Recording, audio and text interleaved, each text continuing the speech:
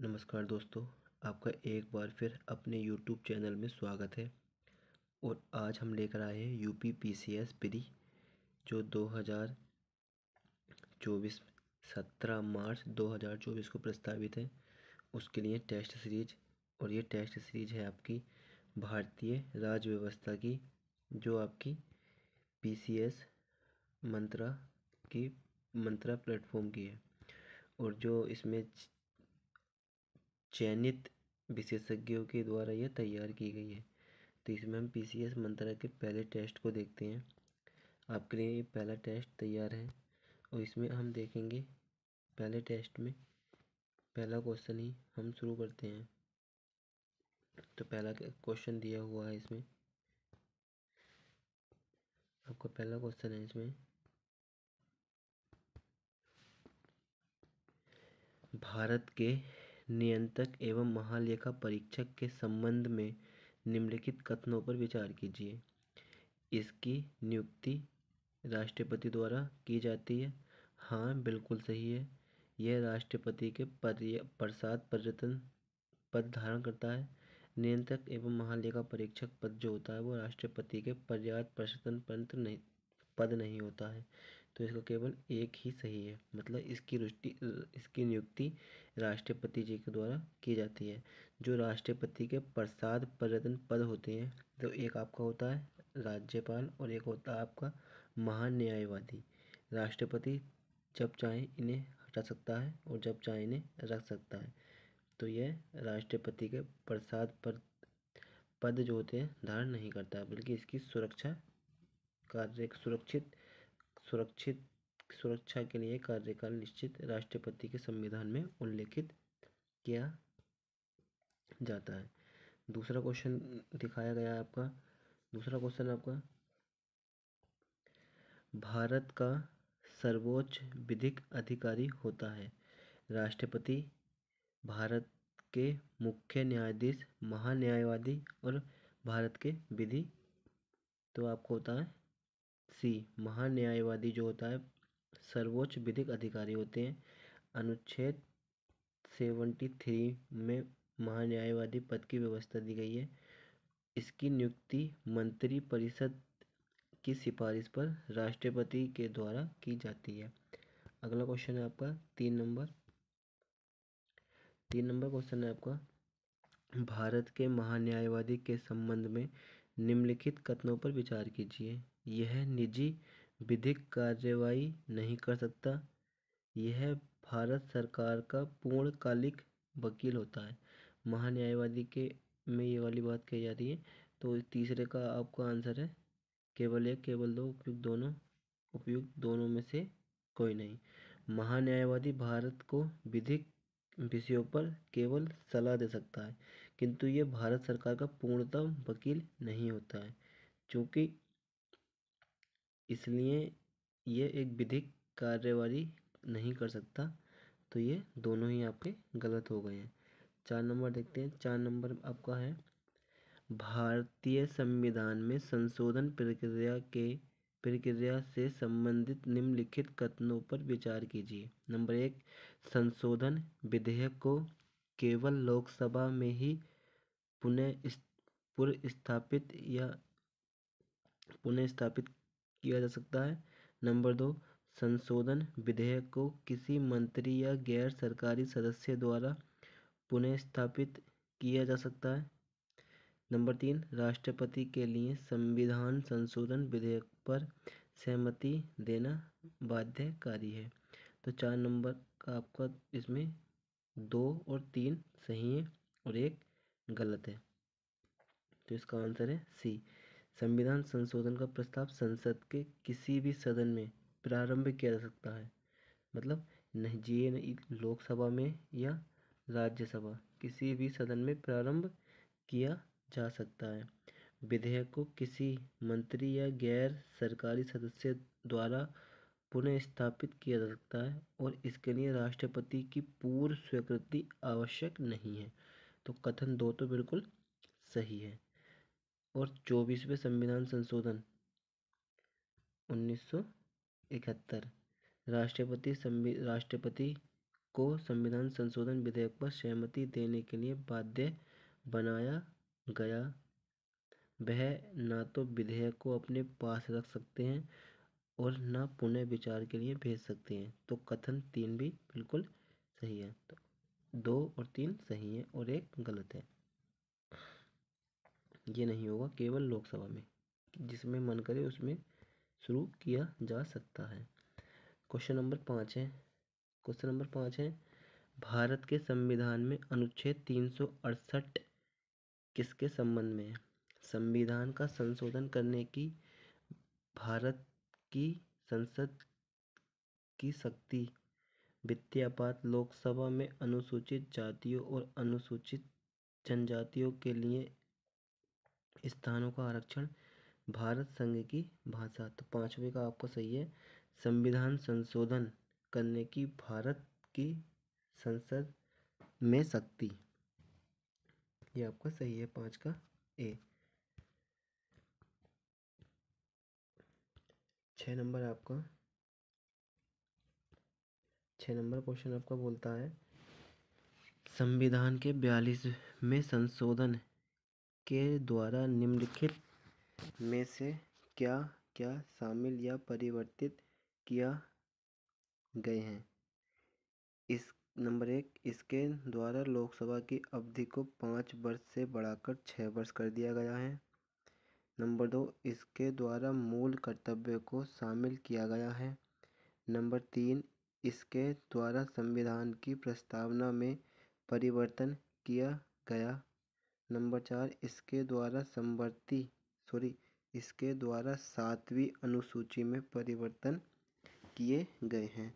तो आपका 6 का आंसर है डी, उपयुक्त सभी। उपयुक्त सभी आपके सभी सही हैं। संविधान के 42वें संशोधन के द्वारा लोकसभा की अवधि को 5 से बढ़ाकर 6 वर्ष क्या कर दिया है? 44वें संविधान संशोधन के माध्यम से पूर्ण 5 वर्ष कर दिए गया था। इसके द्वारा संविधान का भाग 4 और अनुच्छेद 51 इसमें जोड़ा गया था, जो स्वर्ण सिंह समिति की सिफारिश पर शामिल था। मूल कर्तव्य को शामिल किया गया था, सही बात है। इसके द्वारा प्रस्तावना में समाजवादी, पंथनिरपेक्ष और अखंडता 3 शब्द इसमें जोड़े गए थे। इसके द्वारा 7वीं अनुसूची में परिवर्तन कर केंद्र को किसी राज्य में कानून एवं व्यवस्था बनाए रखने के लिए सैन्य बल भेजने की शक्ति जोड़ी गई थी। तो ये आपके चारों के चारों सही हैं। 7वां क्वेश्चन देखते हैं आपका। 7वां क्वेश्चन है सूची 1 को सूची 2 के साथ सुमेलित कीजिए और सूचियों नीचे दिए गए कोड का सही उत्तर चुनिए। सूची 1 और सूची 2। 52वां संविधान संशोधन 1985। 52वां संविधान संशोधन 1985। तो यह आपका 52वां संविधान संशोधन 1985। 4, दल बदल के आधार पर अयोग्यता। दल बदल के आधार पर योग्यता सही है। 73वां संविधान संशोधन 1992। तो ये आपका है पंचायती राज से है ये आपका। 73वां और 74वां भी आपका नगर पंचायत से था। 61वां संविधान संशोधन 1988। ये 21 मतदाता की आयु 21 से कम करके 18 वर्ष कर दी गई थी। और आपका है ये शिक्षा का अधिकार। 86वां संविधान संशोधन, शिक्षा का अधिकार 6 से 14 वर्ष के सभी बच्चों को निःशुल्क शिक्षा को मूल अधिकार बना दिया गया था। तो आपका ये आंसर हो गया ए का 4, बी का 3, 4 3 देख लेते हैं। 4 1 4 3 4 3 मतलब बी आंसर आपका सही है। 8 नंबर का क्वेश्चन देखते हैं आपका। 8 नंबर का क्वेश्चन है आपका, यह सिद्धांत कि भारत के संविधान की एक मूल संरचना अथवा आकृति है जिसे संशोधित नहीं किया जा सकता, किंतु नहीं संशोधित किया जा सकता। निम्नलिखित में से किस निर्णय में अधिकथिक है? ए शंकरी प्रसाद बना भारत संघ 1951, गोलकनाथ बना पंजाब राज्य 1967, केशवानंद भारती बना केरल राज्य 1973, मिनार्वा मिल्क्स बना भारत संघ 1980। तो 8 का आपका सही आंसर है सी। ये बहुत पुराना केस है। केशवानंद भारती बना केरल राज्य 1973। ये एक पंजाब का मामला था जो अनुच्छेद 368 के तहत संविधान में संशोधित संबंधित विवाद निम्नलिखित हैं। तो ये वही विवाद है और इसका आंसर जो दे रखा है, इसका मूल संरचना अथवा आकृति, तो इसका सही आंसर सी है। 8 का आंसर सी है। 9 नंबर क्वेश्चन देखते हैं हम। 9 नंबर क्वेश्चन है अपना, निम्नलिखित में से कौन सा एक युग्म सही सुमेलित है? नंबर 1 भाग 17 संघ तथा राज्यों के अधीन सेवाएं, बी 16 भाग 16 आपात उपबंध 18 भाग 8 संघ तथा राज्यों के मध्य संबंध, डी 20 भाग 20 संविधान संशोधन। तो भाग 20 ही आपका सही है। 17 में आपकी राजभाषा का उल्लेख है और ये आपकी भाषा है 343 से 351 तक, मतलब 343 से 351 तक आपकी इसमें भाषाएं हैं।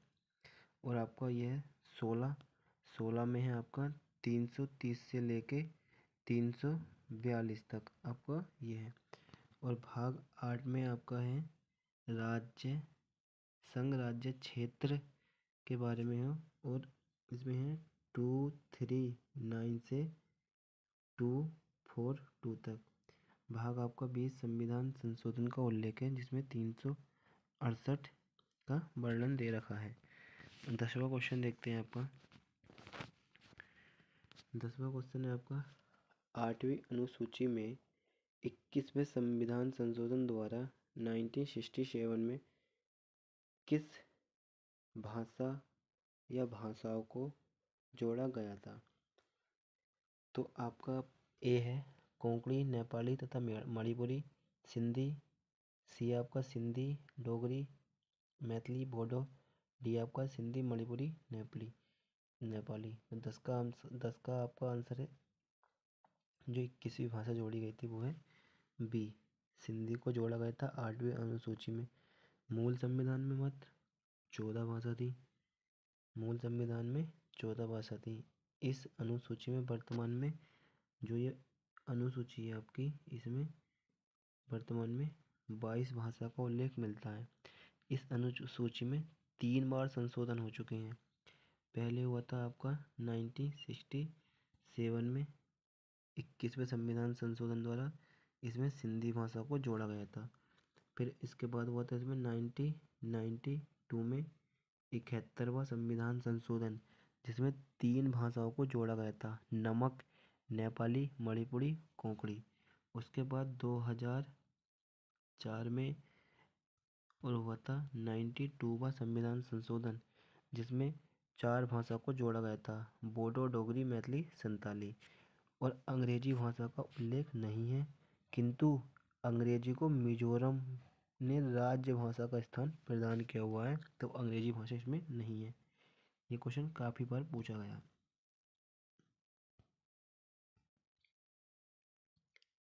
अगला क्वेश्चन है आपका 11 नंबर। निम्नलिखित में से कौन सी अनुसूची 73वें संविधान संशोधन द्वारा 1992 में जोड़ी गई थी?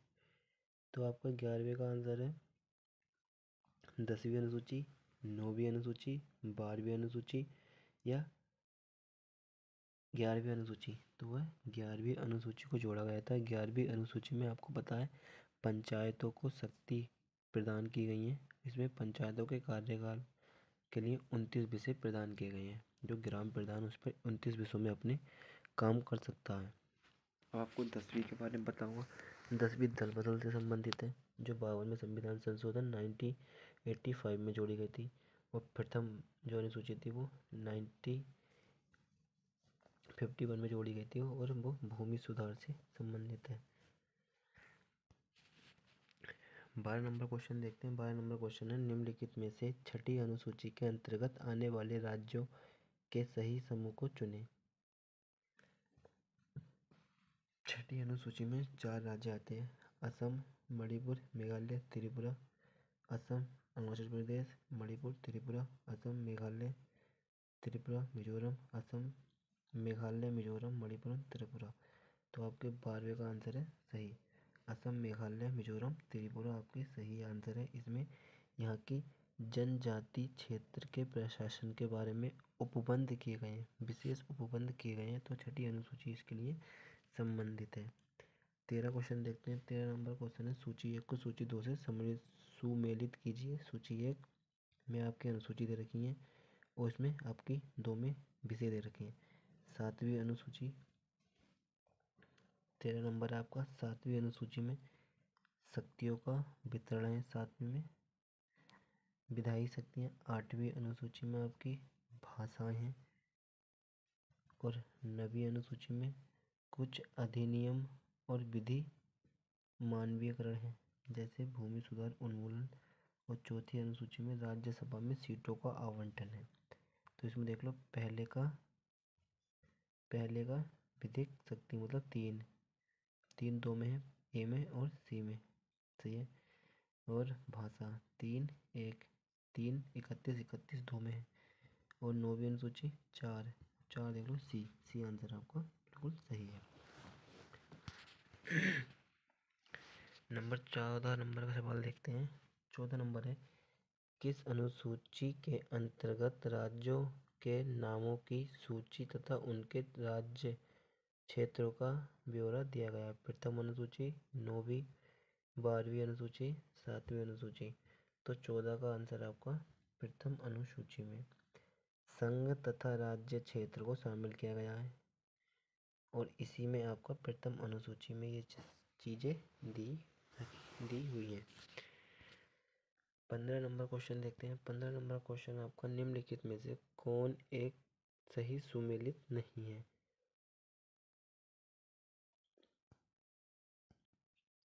सुमेलित नहीं है। नंबर 1, नागरिकता संविधान का भाग 2 में है। मौलिक अधिकार संविधान के भाग 3 में है। मौलिक कर्तव्य संविधान के भाग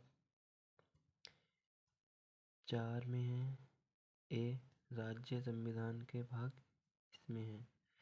तो आपका 15 का सही आंसर है सी, नहीं है। विकल्प सी उपयुक्त विकल्प नहीं है। यह आपको जो दे रखा है ये आपका 16 ए में है। अगला क्वेश्चन देखते हैं आपका 16 नंबर का। ये आपका 16 नंबर क्वेश्चन, सूची 1 को सूची 2 से सुमेलित कीजिए और कोड का चयन कीजिए। भाग ये और इससे आपको मिलान करने हैं, ठीक है।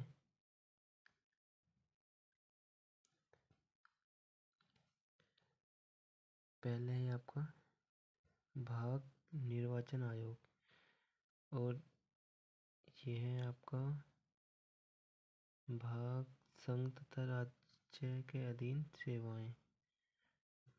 और सी का सही आंसर है राजभाषा 18। और ये आपका है आपातकाल। तो इसका सही आंसर बनता है ए का निर्वाचन 4 है बी पर। तो 16 का आंसर आपका बी सही है। 17 क्वेश्चन देखते हैं। संविधान संशोधन के बारे में प्रावधान संविधान के किस भाग तथा अनुच्छेद के तहत दिया गया है? 368 देख लो, अनुच्छेद तो 368 ही है, इन दोनों को कैंसिल कर दो। 368 दो में दे रखा है। भाग 20 भाग 22, अभी अपने ने देखा था भाग 20 में संविधान संशोधन के बारे में है, तो आपका ये आंसर सही है। 22 में नहीं दे रखा है, तो आपका आंसर ये सही है। अगला देखते हैं 18 नंबर क्वेश्चन। संविधान संशोधन के लिए कुल कितने प्रकार की प्रक्रिया का प्रावधान किया गया है? 2, 3, 4, 5। 3 प्रकार की प्रक्रिया का प्रावधान किया गया है। साधारण बहुमत द्वारा संशोधन और एक विशेष बहुमत द्वारा संशोधन, और एक तीसरा होता है विशेष बहुमत और राज्यों के अनुसमर्थन द्वारा संशोधन। क्वेश्चन नंबर 9 देखते हैं, 19 देखते हैं। संविधान संशोधन की प्रक्रिया के संबंध में निम्न कथनों पर विचार कीजिए। नंबर 1, संविधान संशोधन विधेयक सर्वप्रथम लोकसभा में प्रस्तुत किया जाना। नंबर 2, विधेयक को संसद के प्रत्येक सदन द्वारा साधारण तथा विशेष बहुमत द्वारा पारित किया जाना। उपयुक्त में से कौन सा कथन सत्य है? कोड के माध्यम से आपको ये बताना है। 1, 2, 1 और 2, या ना तो 1 ना तो 2, तो आपको बी, दोनों ही आपके सत्य हैं। संविधान संशोधन की प्रक्रिया को सर्वप्रथम संविधान संशोधन विधेयक द्वारा संसद में प्रस्तुत किया जाता है, अतः यह विधेयक संसद में प्रस्तुत किया जाता है। विधेयक को संसद के प्रत्येक सदन द्वारा साधारण या विशेष बहुमत द्वारा पारित किया जाता है और राष्ट्रपति की सहमति के लिए भेजा जाता है, तो इसके कारण ये दोनों सही है। क्वेश्चन देखते हैं 20 नंबर का क्वेश्चन है, निम्नलिखित में से असत्य मतलब गलत छांटा कथन की पहचान कीजिए। 5वीं अनुसूची असम, मेघालय, त्रिपुरा और मिजोरम के जनजातीय क्षेत्र के प्रशासन के बारे में बताती है, तो इसमें पूछा है गलत छांटना है। ठीक है, अब आपको पता चल गया, आपने सही से पढ़ रखा है, गलत छांटना है। तो 7वीं अनुसूची संघ और राज्य के मध्य शक्तियों का बंटवारा है। 10वीं अनुसूची दल बदल संबंधित प्रावधान है। 12वीं अनुसूची नगर पालिका सही है, तो आपका गलत तो यही है। असम, मेघालय, मिजोरम, त्रिपुरा 5वीं में नहीं है, ये 6वीं में। 5वीं अनुसूची में आप बताना क्या चीज़ है। कमेंट बॉक्स में हर बच्चा जो भी ये वीडियो देख रहा है आंसर भेजना, 5वीं अनुसूची में कौन से विषय दिए हुए हैं। 21वें का आंसर देखते हैं।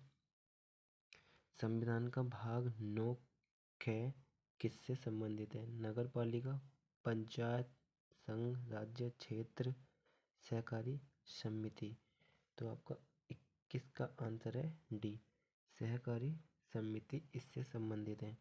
नगर पालिका भाग 9 क में है, पंचायत आपकी भाग 9 में है सिर्फ, संघ, राज्य, क्षेत्र भाग 8 में है, और सहकारी समिति आपकी भाग 9 ख में है।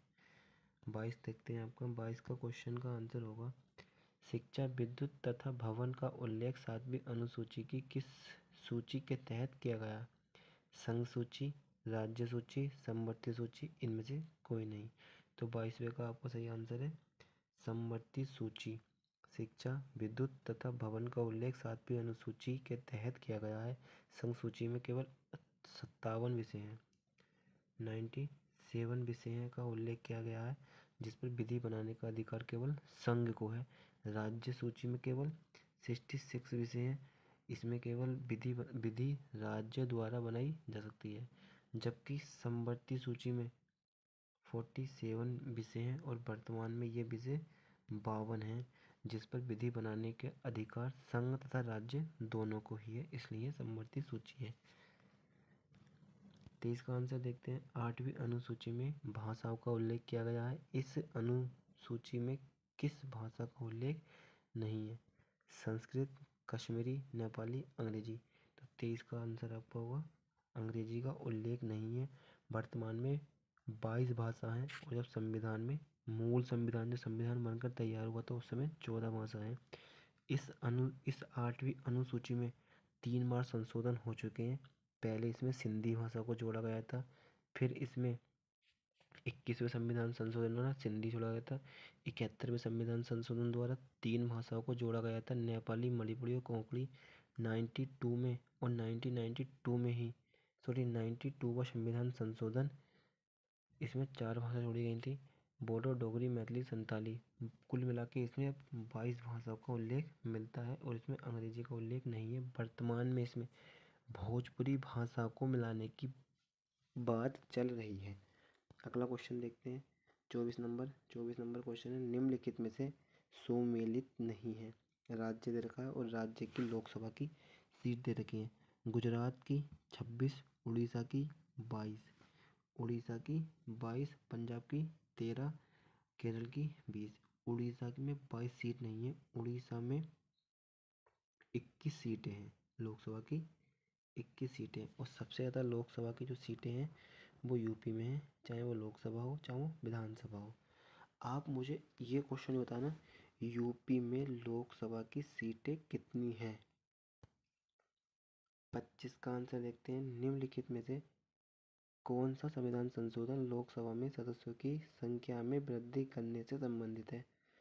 7वां संविधान संशोधन, 31वां संविधान संशोधन, ए और बी दोनों, 32वां संविधान संशोधन। आपका 25 का आंसर है ए और बी दोनों। 7वां संविधान संशोधन और 31वां संविधान संशोधन लोकसभा में सदस्यों संख्या में वृद्धि करने से संबंधित है। 7वां संविधान संशोधन हुआ था आपका 1956 में। 1956 में हुआ था। राज्यों का पुनर्गठन करते हुए लोकसभा में अधिकतम संख्या कितनी थी? 525 निश्चित की गई थी। पुनः 31वां संविधान संशोधन किया गया था और 525 से बढ़ाकर यह संख्या 545 कर दी गई थी। अगला क्वेश्चन देखते हैं। अगला क्वेश्चन आपका 26वां का आंसर देखते हैं। लोकसभा के गठन के बारे में प्रावधान संविधान के किस अनुच्छेद में किया गया है? 80 में, 81 में, 78 में, 79 में। तो आपका एक ट्रिक चलती है आजकल, सा और रे और ला। ये इसमें क्या है? संसद, रे से राज्यसभा, सॉरी गलत हो गया कुछ,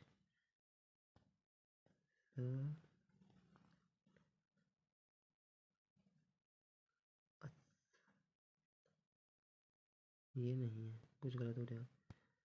तो इसका 26 इसमें देखते हैं अपने, लोकसभा के गठन के बारे में संविधान के किस अनुच्छेद में है? तो आपका 26 का आंसर है बी, ये 81 में है।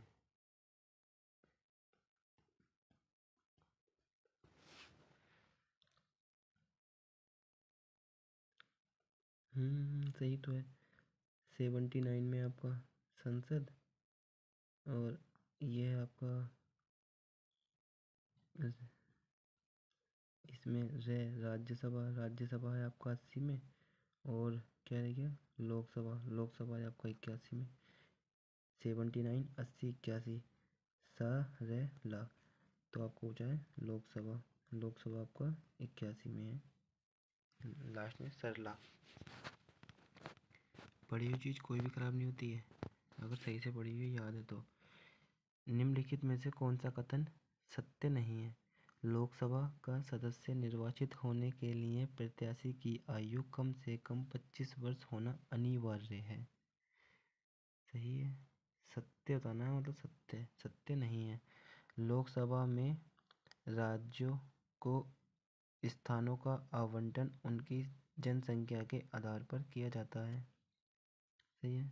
लोकसभा में राज्यों के प्रतिनिधियों की संख्या लोकसभा द्वारा निर्धारित की जाती है। लोकसभा में मतदान करने के लिए मतदाता की आयु कम से कम 18 वर्ष होना अनिवार्य है। सही है। 27 का आंसर आपका सी आपका गलत है, तो यही आपका सही आंसर है। सही आंसर आपका सी है। सत्य पूछा इसमें गलत। 28 का क्वेश्चन देखते हैं। निम्नलिखित कथनों पर विचार कीजिए। नंबर 1, लोकसभा उपाध्यक्ष अपना त्यागपत्र राष्ट्रपति को देता है। लोकसभा उपाध्यक्ष अपना त्यागपत्र राष्ट्रपति को देता है। लोकसभा अध्यक्ष अपना त्यागपत्र लोकसभा उपाध्यक्ष को देता है। अब सत्य इसमें पहचानना, सत्य नहीं है, केवल एक, केवल दो, एक और दो दोनों, और ना तो एक और ना ही दूसरा। तो इसमें आपका आंसर है ए, केवल एक ही है। लोकसभा उपाध्यक्ष लोकसभा उपाध्यक्ष अपना त्यागपत्र लोकसभा अध्यक्ष को देता है। लोकसभा अध्यक्ष अपना त्यागपत्र लोकसभा उपाध्यक्ष को देता है। इसके अतिरिक्त जो लोकसभा के तात्कालिक सदस्य के बहुमत से पारित संकल्प द्वारा अपने पद से हटाया जा सकता है। 29वें का आंसर है आपका लोकसभा अध्यक्ष के कार्यों के विषय में निम्नलिखित कथनों पर विचार कीजिए। नंबर 1, दल बदल के आधार पर अयोग्यता संबंधी प्रश्नों का निर्णय करता है। दल बदल के आधार पर अयोग्यता संबंधी प्रश्नों का निर्णय करता है। नंबर 2, वह लोकसभा और राज्यसभा के संयुक्त अधिवेशन की अध्यक्षता करता है। लोकसभा अध्यक्ष की बात चल रही है। सदन में पक्ष विपक्ष के बराबर मत आने की स्थिति में अपना निर्णायक मत देता है। 29 का आपका आंसर है 1 और 2 सही है, 2 और 3 सही है, 1 और 3 सही है, 1 और 2 और 3 सही है। मतलब आपका डी आंसर सही है। अगला क्वेश्चन देखते हैं 30 नंबर। 30 नंबर का आपका सवाल है, निम्नलिखित में से कौन सा कथन सत्य नहीं है। लोकसभा का एक वर्ष में कम से कम 2 सत्र अनिवार्य, सत्य नहीं है। 2 सत्र बुलाया जाना अनिवार्य है। नंबर 2, लोकसभा में कोरम गणपूर्ति कुल सदस्य संख्या 1/10 होती है। लोकसभा अध्यक्ष का चुनाव लोकसभा के सदस्यों द्वारा किया जाता है। लोकसभा का विघटन लोकसभा अध्यक्ष द्वारा किया जाता है। नहीं, यही गलत है। इसका विघटन जो राष्ट्रपति के द्वारा किया जाता है, अन्य सभी सही है, यही गलत है। अब देखते हैं 31वां सवाल है आपका, निम्नलिखित में से सुमेलित नहीं है। एक तरफ राज्यसभा में सदस्य संख्या है। उत्तर प्रदेश 31, असम 10, गोवा 1, तेलंगाना 7। तो इसमें आपका आंसर है असम, 7 है। असम में 7 हैं। 32 का आंसर देखते हैं। निम्नलिखित कथनों पर विचार कीजिए। नंबर 1, विधानसभाओं के मनोनीत सदस्य राज्यसभा के चुनाव में भाग नहीं लेते हैं। उपराष्ट्रपति को हटाने का प्रस्ताव केवल राज्यसभा में प्रस्तुत किया जाता। राज्यसभा के उम्मीदवारों को उस राज्य का निवासी होना अनिवार्य होता है। सत्य कथन को जानिए। 32 का आंसर आपका सी, 1 और 2 सही है, और आपका तीसरा राज्यसभा के उम्मीदवारों को उस राज्य का निवासी होना अनिवार्य नहीं होता है। राज्यसभा के उम्मीदवार के लिए उस राज्य का निवासी होना अनिवार्य नहीं होता है। किसी भी राज्य का निवासी किसी भी राज्य से राज्यसभा के लिए चुनाव लड़ सकता है। ये व्यवस्था 2003 में की गई थी। 33वां सवाल है। 33वां सवाल है आपका, निम्नलिखित में से सत्य कथन नहीं है। राज्यसभा को कभी भी विघटित नहीं किया जा सकता। राज्यसभा में मनोनीत सदस्यों के मनोनयन संबंधी प्रावधान आयरलैंड के संविधान से लिया गया है। सी, संविधान संशोधन के संबंध में राज्यसभा के पास लोकसभा की तुलना में कम शक्तियां हैं। डी, राज्यसभा के सदस्यों का चुनाव अप्रत्यक्ष रूप से होता है। तो 33 का आपका आंसर है सी।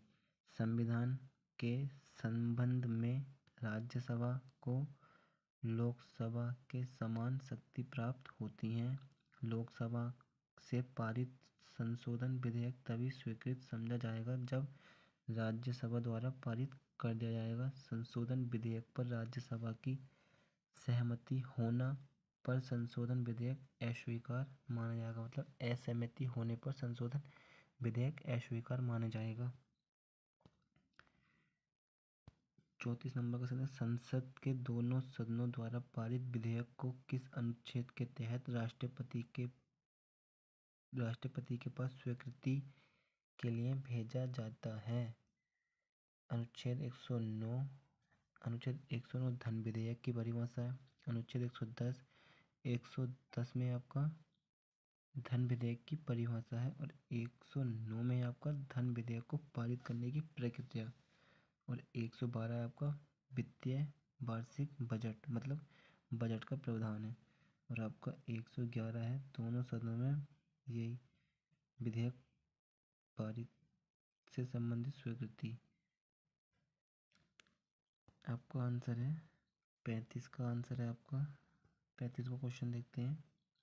निम्नलिखित में से किन परिस्थितियों में राष्ट्रपति संयुक्त अधिवेशन बुला सकता है? नंबर 1, यदि दूसरे सदन द्वारा विधेयक को अस्वीकार कर दिया गया हो। दूसरा सदन 6 माह तक विधेयक को अपने पास रोके रखता है। उपयुक्त में से सत्य है एक और दोनों, केवल दोनों,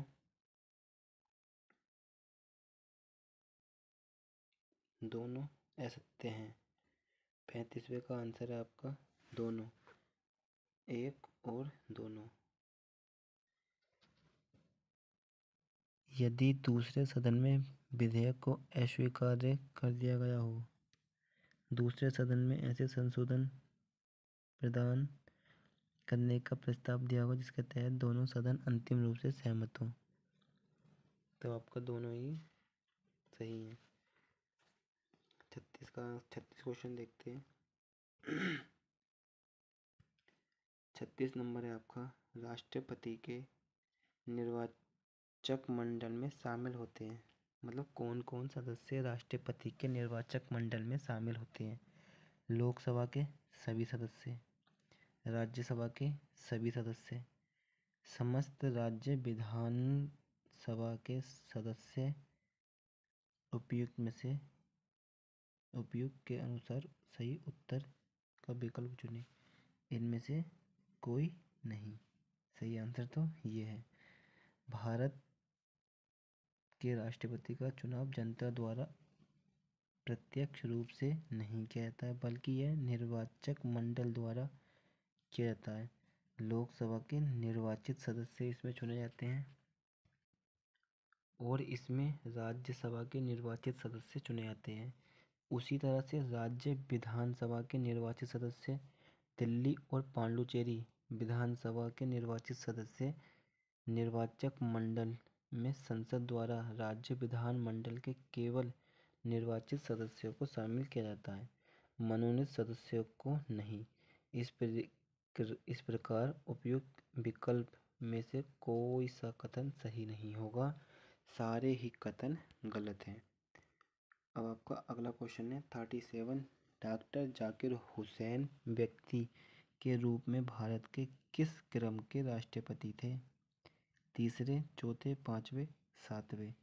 डॉक्टर जाकिर हुसैन भारत के तीसरे राष्ट्रपति थे। ठीक है, जबकि कार्यकाल से देखा जाए तो वो चौथे राष्ट्रपति थे।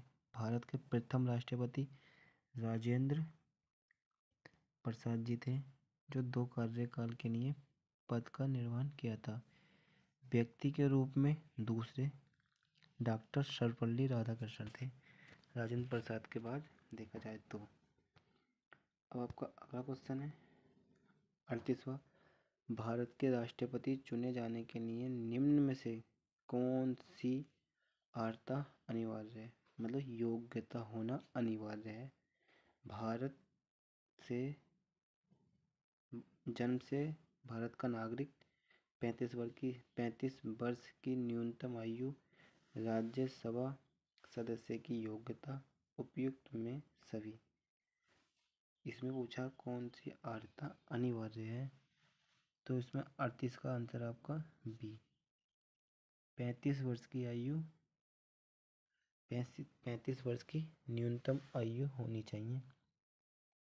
वह भारत का नागरिक हो, 35 वर्ष की आयु पूर्ण कर चुका हो, लोकसभा का सदस्य चुने जाने की योग्यता धारण करता हो, संविधान में राष्ट्रपति पद हेतु जन्म से भारत का नागरिक होना अनिवार्य नहीं माना गया है। जरूरी नहीं आप भारत में ही पैदा हुए हैं तो ये आपके लिए लागू हो, बस 35 वर्ष की न्यूनतम आयु हो बस, और आप राष्ट्रपति बन सकते हैं।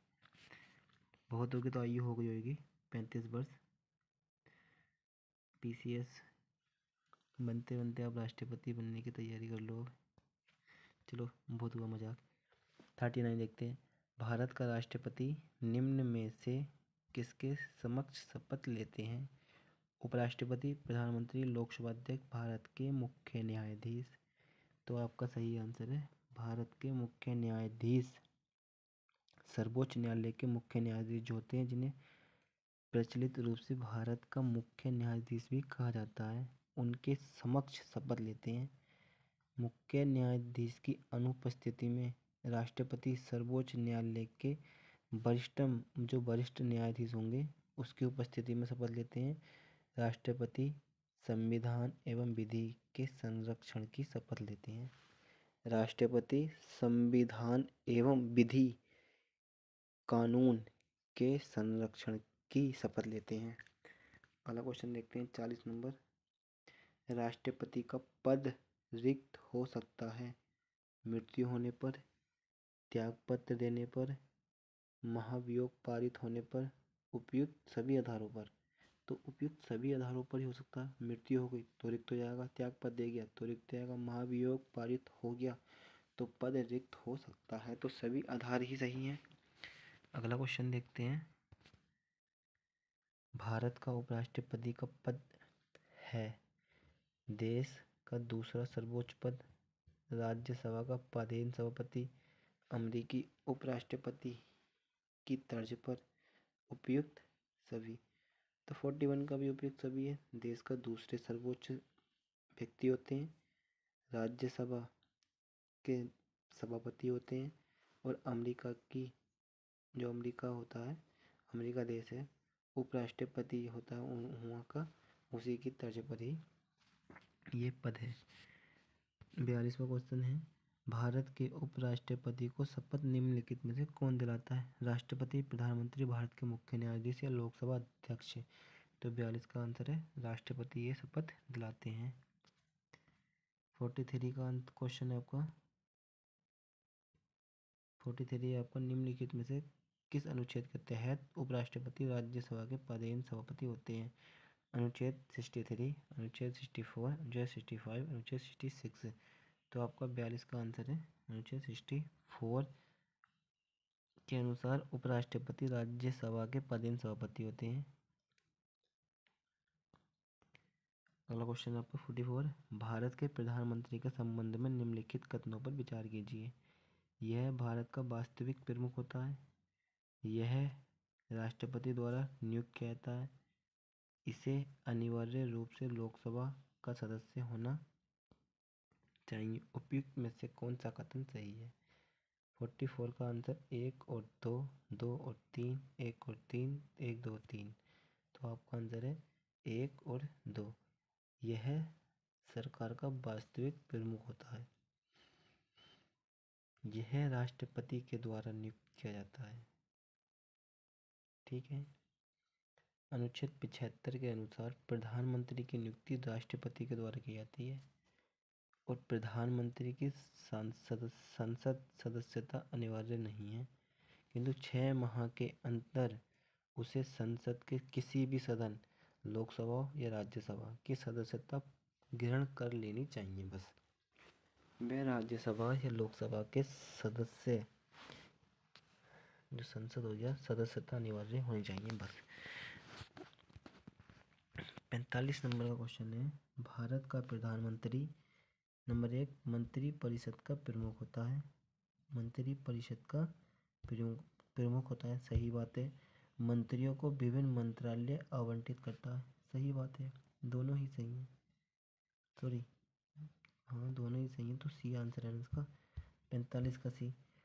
मंत्रियों का प्रमुख होता है, सारे मंत्रियों में सबसे प्रमुख प्रधानमंत्री होता है, ठीक है।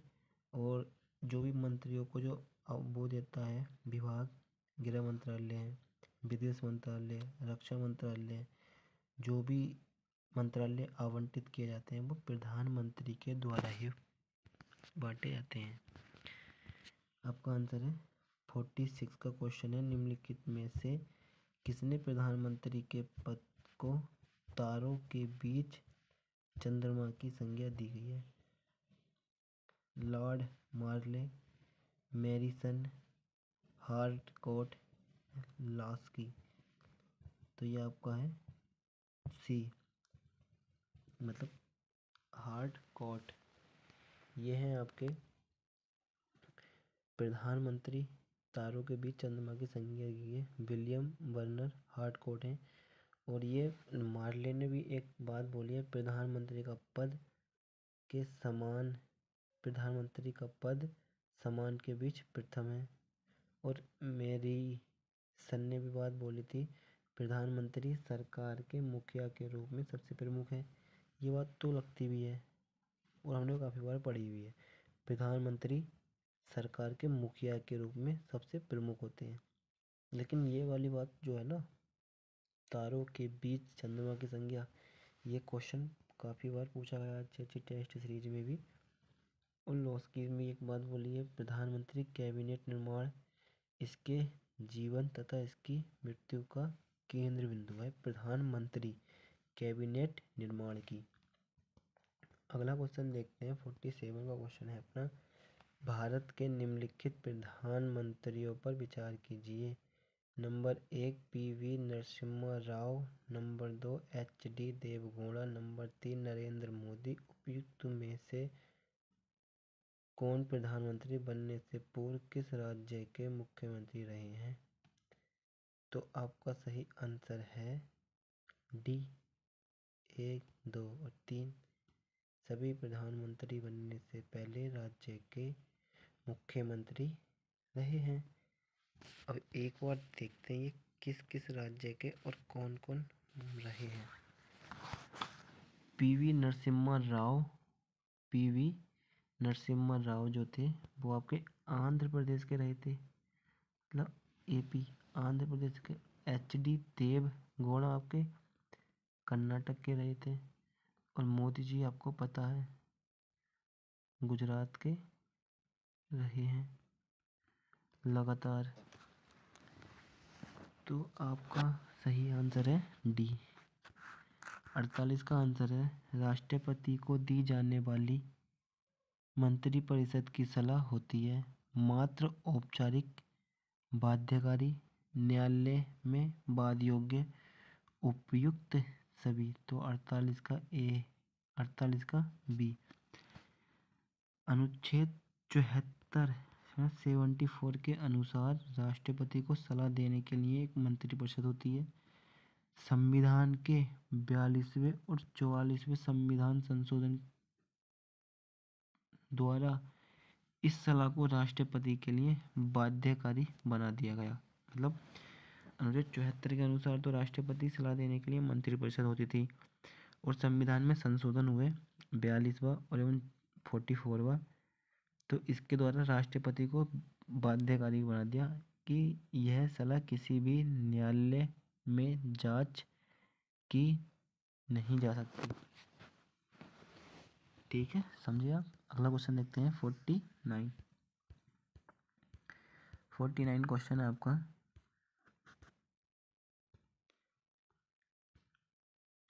चल जा भाई।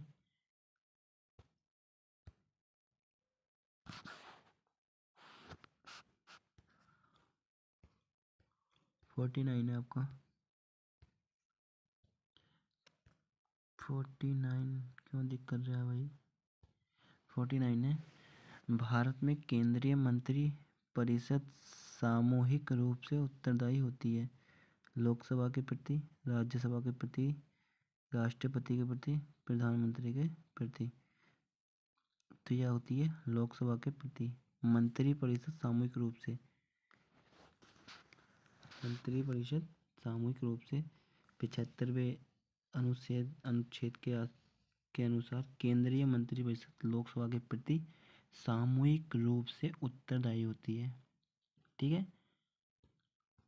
और आपका लास्ट और अंतिम क्वेश्चन है आज का, भारत के नियंत्रक एवं महालेखा परीक्षक का पद संविधान के किस भाग में वर्णित है? आप इसे जरूर बताना। मैं आपको बता देता हूँ, जो पद है ना वो अनुच्छेद 148 में है, 148 में। तो आप सभी लोग कमेंट बॉक्स से आंसर लिखना। 50 क्वेश्चन आज के आपके हो चुके हैं। 50 क्वेश्चन जल्दी आपको अपलोड कर दिए जाएंगे और जल्दी आपको ऐसे 3 भागों में एक टेस्ट देते हैं और जल्दी हम 7-8 टेस्ट लगाते हैं। 17 मार्च में पेपर है। अगर आगे नहीं बढ़ी तो और टेस्ट करेंगे, फिजिक्स वाला के करेंगे, यूपीएससी हिंदी वाला को करेंगे, ध्येय IAS अकेडमी के करेंगे, दृष्टि के करेंगे अगर टाइम मिला तो। जिस तरह से RO ARO का धरना चल रहा है और बच्चों ने मांग रखी है और हम भी मांग रखते हैं कि सरकार इस पर विचार करे। जो भी धांधली पेपर लीक हुआ है 2 घंटे पहले, रद्द करे वैकेंसी और बिल्कुल सही तरीके से पूरा पेपर कराया जाए। और जो PCS की डेट रखी हुई है उसे थोड़ा पोस्टपोन करके आगे बढ़ाया जाए, जो तैयारी करने का अच्छा मौका मिले सबको और एक बढ़िया अच्छे तरीके से पूरी भर्ती निष्पक्ष तरीके से कराई जा सके। RO की हो, PCS की हो, यूपी कांस्टेबल की। मान ली बात, बहुत बड़े स्तर पर पेपर लीक हुआ था और इसी तरह से RO का तो आयोग ने खुद मान लिया है, हाँ 2 घंटे पहले पेपर लीक हुआ था। अब 2 घंटे पहले पेपर लीक हुआ था तो आप समझ सकते हो। देखते हैं आयोग क्या विचार रखते हैं। तो मिलते हैं अब नेक्स्ट वीडियो में। वीडियो को लाइक करना, शेयर करना, चैनल को सब्सक्राइब करना। रेगुलर आपको वीडियो मिलती रहेगी। नई नई टेस्ट सीरीज आपको इसी चैनल पर मिलेंगी। टेलीग्राम का लिंक हम नीचे आपको दे देंगे, आप उसे ज्वाइन कर लेना, पिन करा देंगे नीचे कमेंट बॉक्स में ही। मिलते हैं नेक्स्ट वीडियो में। जय हिंद दोस्तों।